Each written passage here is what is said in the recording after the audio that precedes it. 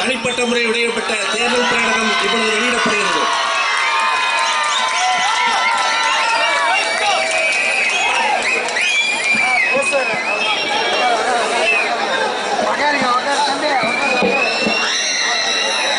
ராசிபுரத்துக்கு என் வாழ்த்துக்கள்.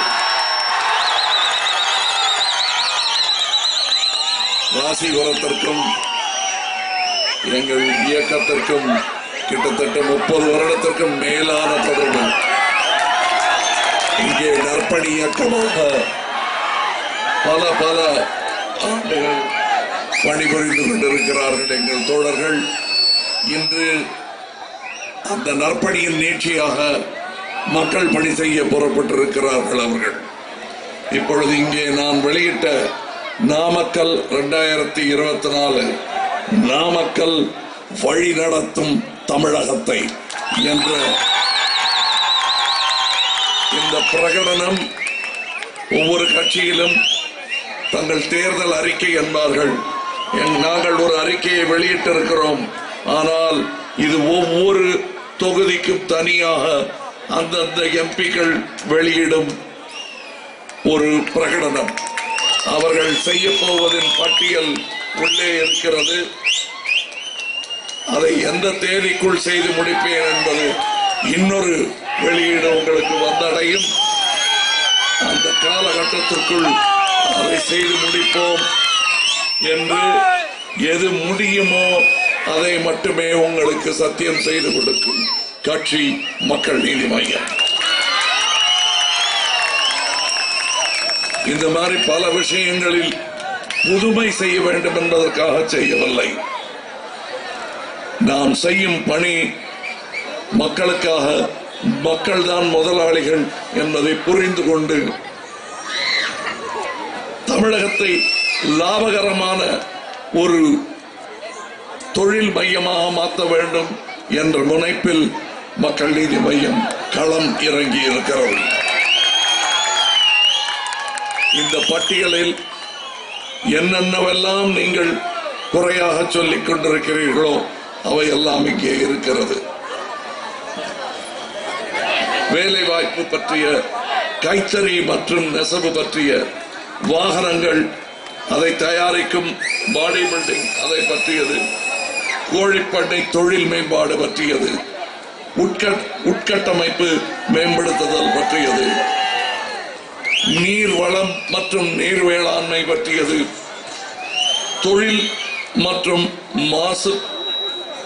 மாசுபாடு கட்டுப்பாடு பற்றியது, அடிப்படை வசதிகள் பற்றியது, சுகாதாரம் பற்றியது, கல்வி பற்றியது.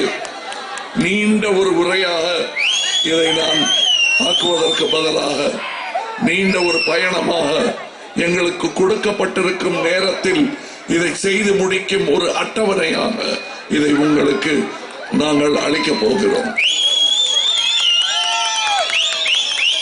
வேலைன்னு வந்துட்டா வேலை மட்டும் தான் பேசுவாங்க. அடுக்குமொழி பேச ஆளு கிடையாது.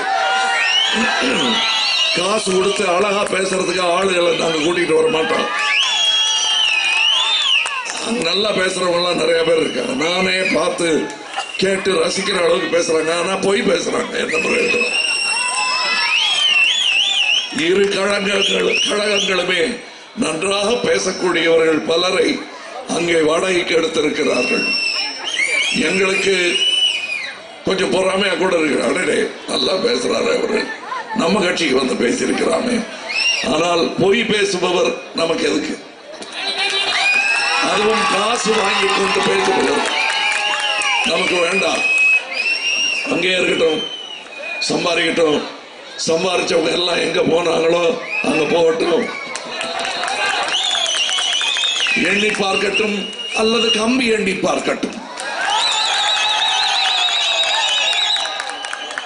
ஆனால் நாம் எண்ணி பார்க்க வேண்டியது அவர்கள் நமக்கு இழைத்த தீங்கை. ஒவ்வொன்றாக பட்டியலிட்டால் உங்களுக்கு மிஞ்ச போவது இந்த சின்னம் மட்டுமே. இதை நான் கர்வத்தில் சொல்லவில்லை. மக்கள் கொடுத்த தன்னம்பிக்கையில் நான் சொல்லுகிறேன். நம்பிக்கையில் தன்னம்பிக்கை பிறந்து அதை நான் சொல்கிறேன். எப்படிப்பட்ட நம்பிக்கை? என் கூட்டத்தில் தாய்மார்கள் சந்தோஷமாக நின்று கொண்டிருக்கிறார்கள், தைரியமாக நின்று கொண்டிருக்கிறார்கள். அதோ குழந்தைகளை கூட கூட்டிக் கொண்டு வருகிறார்கள். அப்படி 1-2 டாஸ்மார்க் மழையில் சாரலில் நனைந்தவர்கள் இங்கு வந்தால் நமது தொண்டர்களே அற்புதமாக அவர்களை அரவணைத்து ஓரமாக கொண்டு போய் வேற இடத்துக்கு போங்கன்னா அவங்களும் அப்படியே தள்ளாடி அடுத்த கூட்டத்துக்கு போயிடுறாங்க. என்ன எப்படின்னு சொல்றது புரியாது அவங்களுக்கு. போய் பேசினாங்க, நிஜம் பேசினாங்க. இங்கே அரசு எதை எடுத்து நடத்த வேண்டுமோ அதையெல்லாம் தனியார் இடத்தில் கொடுத்து விட்டு எவன் வேண்டுமானால் செய்யக்கூடிய தொழிலை அரசும் IAS அதிகாரிகளும் எடுத்து நடத்தும் அவலம். கல்வியை தனியார் இடத்திலும் சாராயத்தை அரசும் ஏற்று நடத்துகிறது. என்னிடம் கேட்கிறார்கள், நீங்க வந்தா மதி ஒழிப்பு பண்ணிடுவீங்கல்ல பூரா.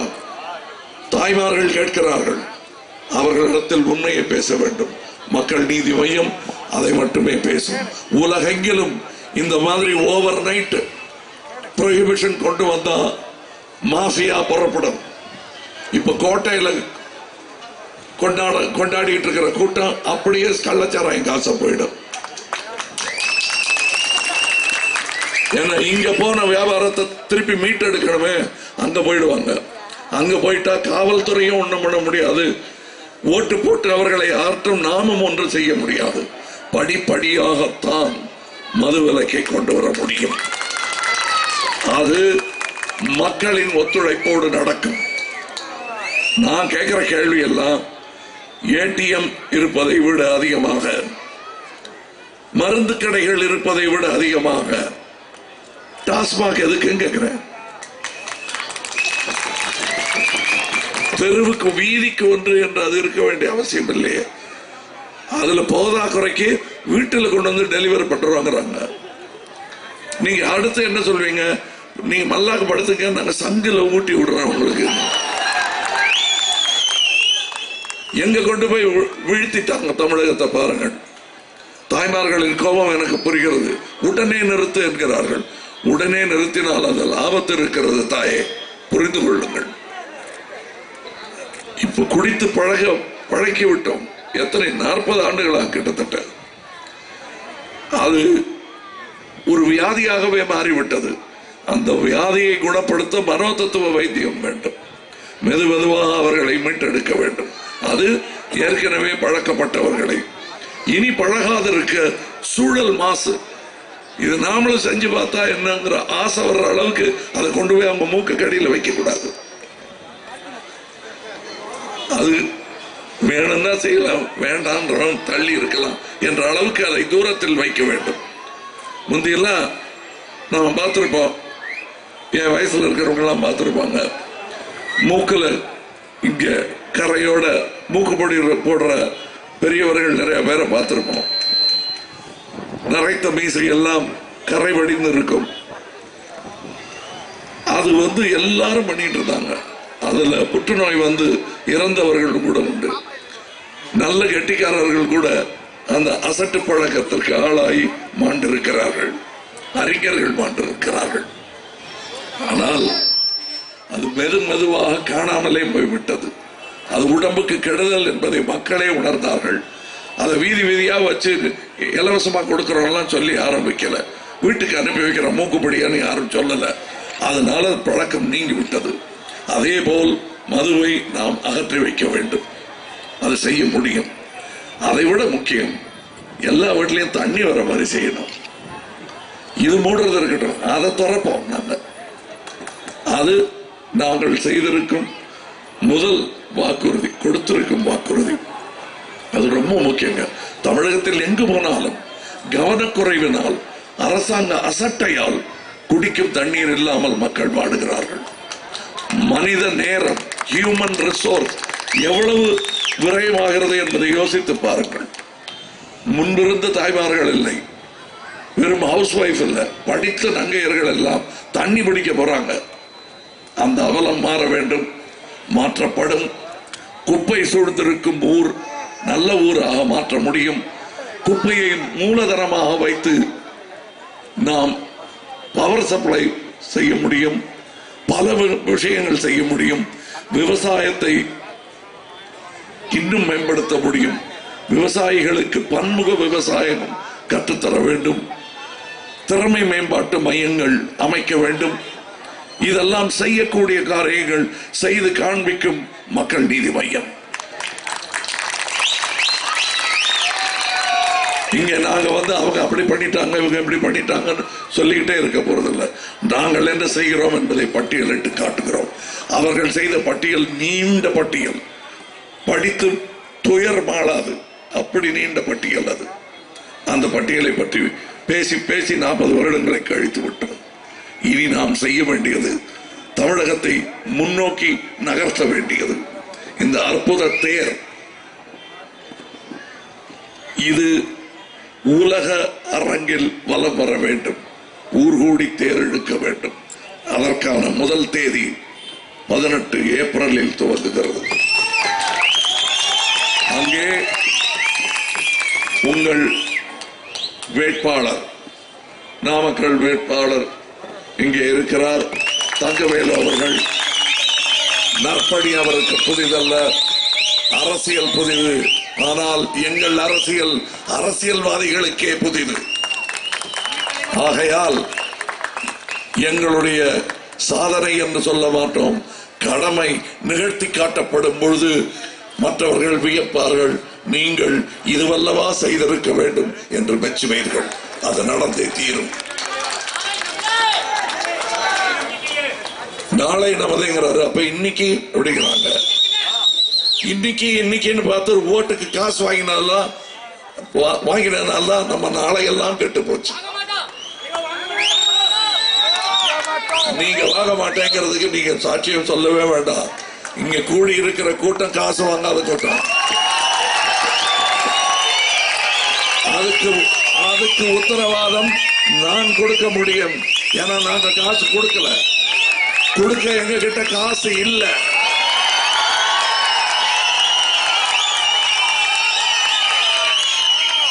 ஏன் நல்லா தானே வாட்ச் கட்டி இருக்க, நல்ல துணி தானே போட்டிருக்க, காசு இல்லைங்கிற. அதுக்கெல்லாம் காசு இருக்கு. நல்ல கார் வாங்க காசு இருக்கு, நல்ல வீடு கட்ட காசு இருக்கு, வரி கட்ட காசு இருக்கு கிட்ட.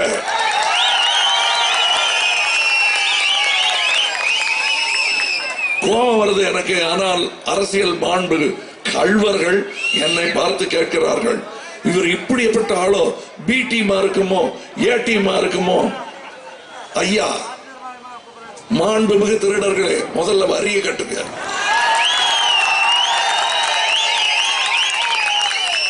மூட்டை மூட்டையாக கட்டி வைத்திருப்பது என்ன வீட்டுல கேட்டா இது என்னங்க, நியாயமே கிடையாது. எங்களுக்கு மட்டும் ரைடு விடுறாங்க, அங்க பாருங்க அப்படின்னு சொல்ற மாதிரி. முந்தி நாங்கெல்லாம் ஒரு ஜோக்கு சொல்லுவோம், சைக்கிள்ல லைட்டு பிரேக் எல்லாம் வந்தா முந்தி எல்லாம் போலீஸ்காரங்க பிடிப்பாங்க. அப்படி ஒருத்தர் ஒரு கெட்டிக்காரனை பிடிச்சாங்களாம். எங்க எப்படி மூட்டை மூட்டையா கட்டி வச்சிருந்த ஒரு வீட்டுல பிடிச்சாங்களே, அந்த மாதிரி பிடிச்சிருக்காங்க. போலீஸ்காரன் பிடிச்சு நிறுத்தின உடனே, ஏய் நில்லா, ஏன்னா அது பிரேக் இல்ல, லைட் இல்ல, டயரை தொட்டு பார்த்திருக்கான். அடே டயர்ல காத்து இல்ல, என்ன நடத்திட்டு இருக்க நீ? ஐயா பெருசுபடுத்தாதீங்க, பின்னாடி பாருங்க ஒருத்தர் சைக்கிளே இல்லாம வர்றான். அதைத்தான் சொல்லிக் கொண்டிருக்கிறார்கள் கழகத்தார். என்ன மட்டும் ரைட் பண்றீங்க, அங்க பண்ண மாட்டேங்கிற. நீ திருட, அதுக்கான பதில் சொல்லு. அவரு அடுத்த நாள் பார்க்கணும். செய்யலைங்கிற தப்பு. ஏன்னா அவங்க இன்னும் பெரிய திருடங்க அங்க உட்கார்ந்துருக்காங்க. ரெண்டுமே தப்புங்க. ஒன்னு விட்டுட்டேன்னு நினைக்காதீங்க, மூணுமே தப்பு.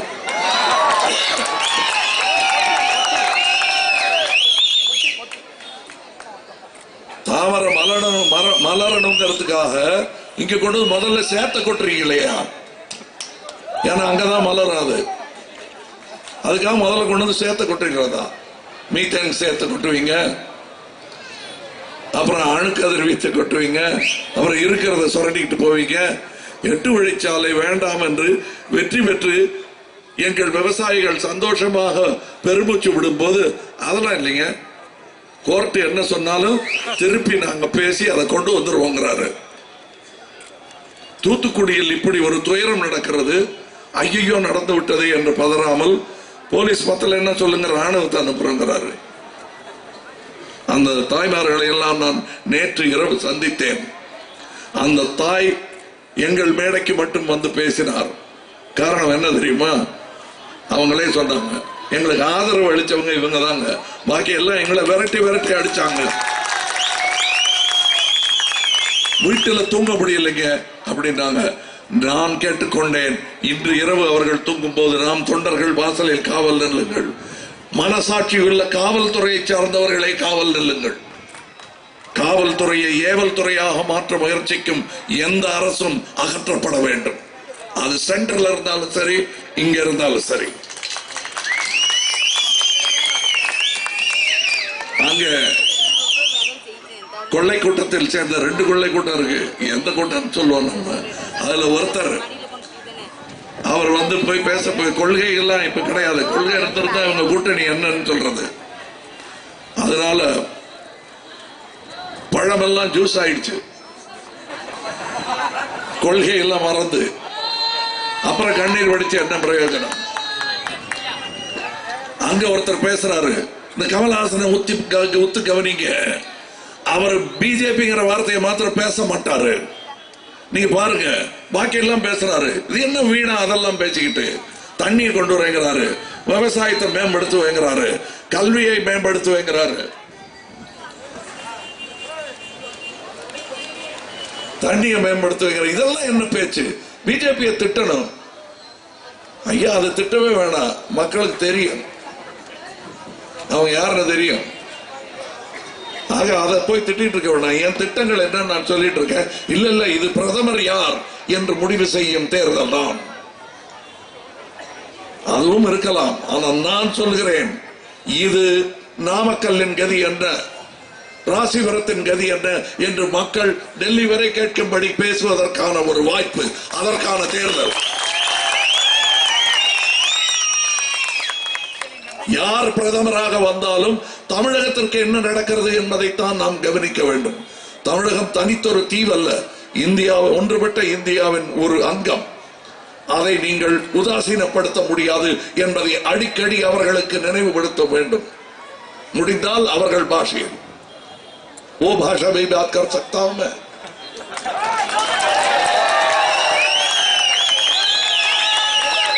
அதுவும் பேசுவேன். அதனால இங்க இனிமே விளையாட முடியாது. அங்க போய் என்னமோ சொன்னாங்க, அங்க புரியல, ஆனா நல்லது நடக்குங்கிறாரு நாளன்னைக்கு அப்படிங்கிறாரு. அவர் என்னன்னா இங்க வந்து நம்ம அதை காப்பி அடிக்கிறாரு, நாளை நம்துன்றாரு சேட்டு. அது என்ன சூழ்ச்சியோ என்ன எனக்கு தெரியல. ஆனா இவங்க நான் சொல்லல, பாத்தியா பி டீம் அவரு நாளை நம்துன்றாரு, இவரு நாளை நம்துன்றாரு, எம்ஜிஆர் நாளை நம்துன்றாரு, எல்லாரும் வர டீம் பா அப்படின்னு போறீங்களா? யோசிச்சு பேசுங்க. காசு கொடுத்ததுக்காக எதாவது பேசிட கூடாது. சரி, அது இருக்கட்டும்.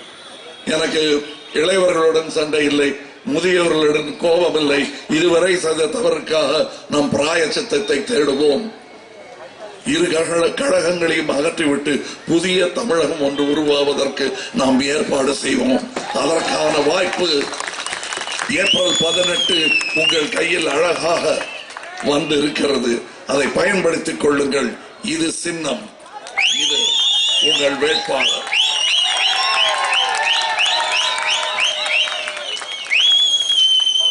இங்கே தொகுதி பொறுப்பாளர் நவாஸ் பாபு, காளியப்பன், திருமதி கோமதி முருகேசன், முருகானந்தம், கார்த்திக் இருக்கிறார்கள். மாவட்ட பொறுப்பாளர்கள் மாணிக்க வாசகம், காமராஜ், ஜெயபிரகாஷ், பிரசன்ன சித்தார்த்தன் ஆகியோர் இங்கே இருக்கிறார்கள்.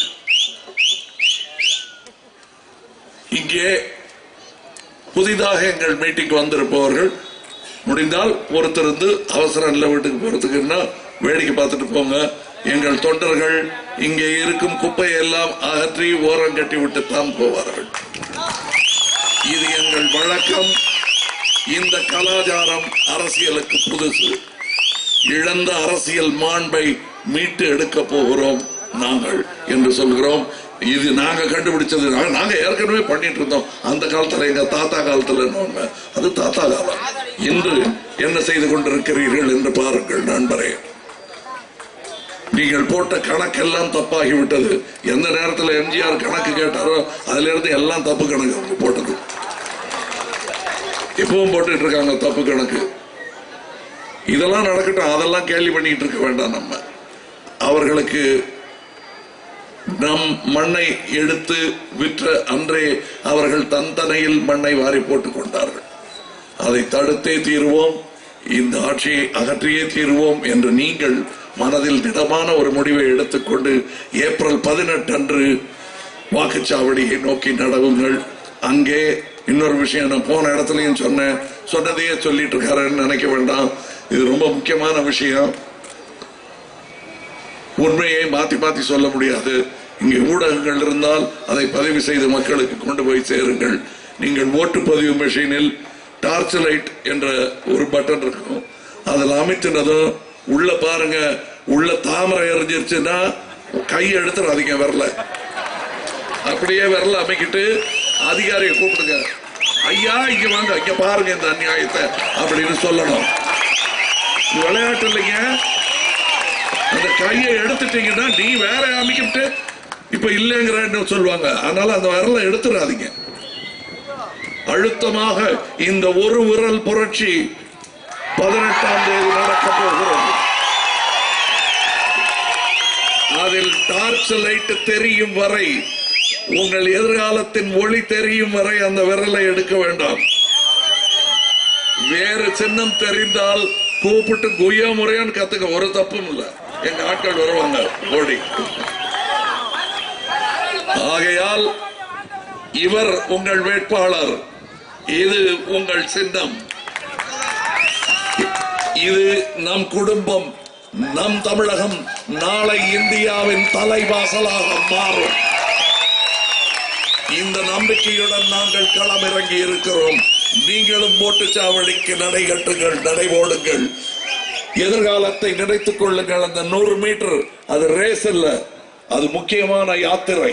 நாளையை நோக்கி நீங்கள் நடக்கும் யாத்திரை. அதை நீங்கள் செய்தால் நாளை நமதே, நிச்சயம் நமதே.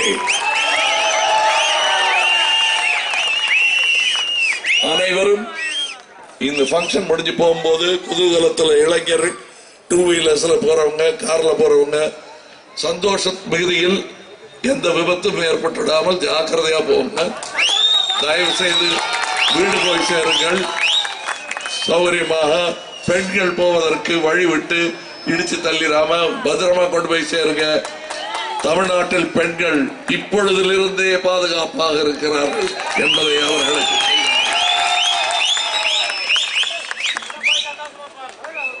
இதை நீங்கள் கவனிக்க வேண்டும். குழந்தைகளுடன் வந்திருக்கும் பெண்களை நீங்கள் ஜாக்கிரதையாக வழிவிட்டு, வயோதிகர்களை ஜாக்கிரதையாக வழிவிட்டு சில புதிய மாண்பை ஏற்படுத்துங்கள். அரசியலில் அது மக்கள் நீதி மையம் செய்தது என்று பார்த்து மற்றவர்களும் கற்றுக்கொள்ளட்டும். இது நான் ஏதோ திமிர்ல பேசுறேன்னு நினைக்காதீங்க. ரத்த தானம் நாங்கள் செய்த போது என்ன லூசுத்தனமா ரத்த தானம் பண்ண, அதனால என்ன பிரயோஜனம் பார்த்துட்டு மக்கள் ஆர்வமாக எங்களுக்கு ஆசி கூறுகிறார்கள் என்பதை புரிந்து கொண்டோம். உடன் எல்லா மந்திரியும் வந்து படுக்க ஆரம்பிச்சிட்டாங்க. இப்பொழுது காவல்துறை இந்த நிகழ்ச்சி நல்லபடியாக நடப்பதற்கு கொடுத்த பாதுகாப்பிற்கு நன்றி.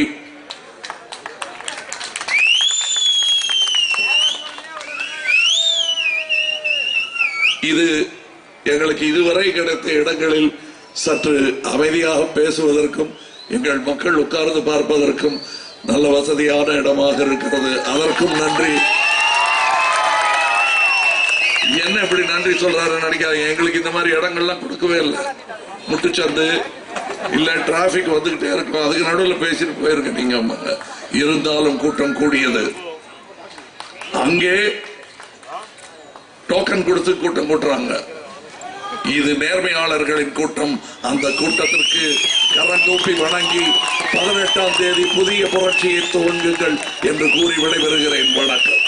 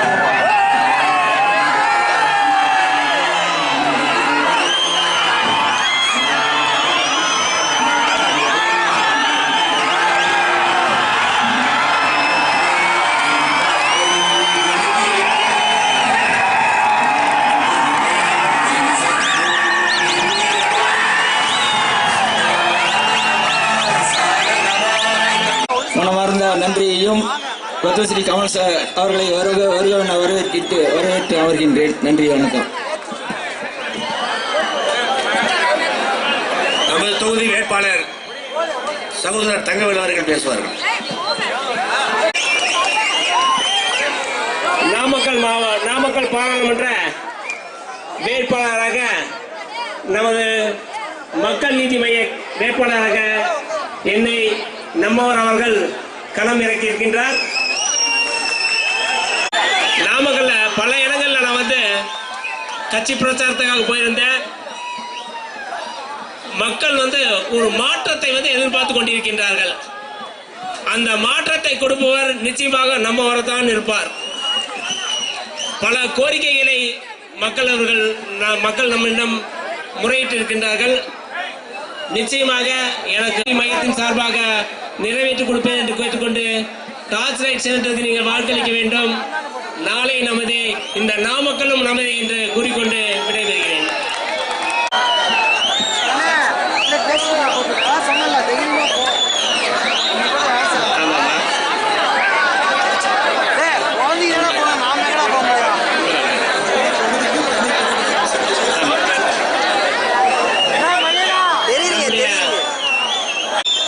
நாமக்கல் பாராளுமன்றத்தின் சார்பாக இப்படி ஒரு பிரகடனம் நம்ம இன்னைக்கு வெளியிடுகிறோம். நம்மவர் அவர்கள் வெளியிட்டிருக்கின்றார்கள். தனிப்பட்ட முறையில் நம்ம பார்த்தீங்கன்னா நம்ம நாமக்கல் மாவட்டத்தில் நீங்க சொன்ன கோரிக்கைகள், இங்க இருக்கிற பிரச்சனைகள், நாம் செய்கின்ற என்ன செய்து கொடுப்போம் என்ற வாக்குறுதிகளை நாங்கள் கொடுத்திருக்கின்றோம். சொல்லி கடைசியா தலைவர் அவர்களை பற்றி சொல்லுவார். அவர்கள் நீங்க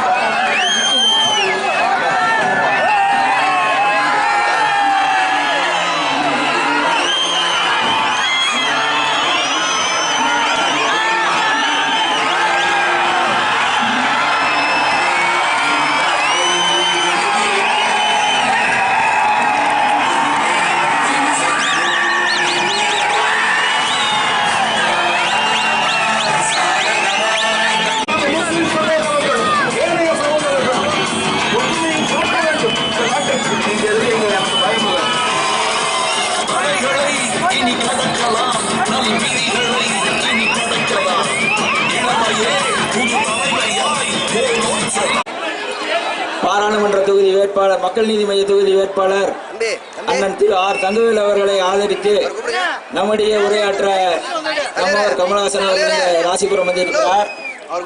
அவருக்கு உங்களுடைய எழுச்சிமிகு வரவேற்பு பத்மஸ்ரீ கமலஹாசன் அவர்களுக்கும் மற்றும் நம்முடைய மனமார்ந்த நன்றியையும் பத்மஸ்ரீ கமல் சார் அவர்களை வரவேற்று அமர்கின்றேன். நன்றி, வணக்கம். நமது தொகுதி வேட்பாளர் சகோதரர் தங்கவேல் அவர்கள் பேசுவார்கள். நாமக்கல் பாராளுமன்ற வேட்பாளராக நமது மக்கள் நீதி மைய வேட்பாளராக என்னை நம்மவர் அவர்கள் களம் இறக்கியிருக்கின்றார். நாமக்கல்ல பல இடங்கள்ல நான் கட்சி பிரச்சாரத்துக்காக போயிருந்தேன். மக்கள் ஒரு மாற்றத்தை எதிர்பார்த்து கொண்டிருக்கின்றார்கள். அந்த மாற்றத்தை கொடுப்பவர் நிச்சயமாக நம்மவர் தான் இருப்பார். பல கோரிக்கைகளை மக்கள் நம்மிடம் முறையிட்டு இருக்கின்றார்கள். நிச்சயமாக எனக்கு மையத்தின் சார்பாக நிறைவேற்றி கொடுப்பேன் என்று கேட்டுக்கொண்டு டார்ச் லைட் சென்டருக்கு நீங்கள் வாக்களிக்க வேண்டும். நாளை நமது இந்த நாமக்கலும் நமது என்று கூறிக்கொண்டு விடைபெறுகிறேன்.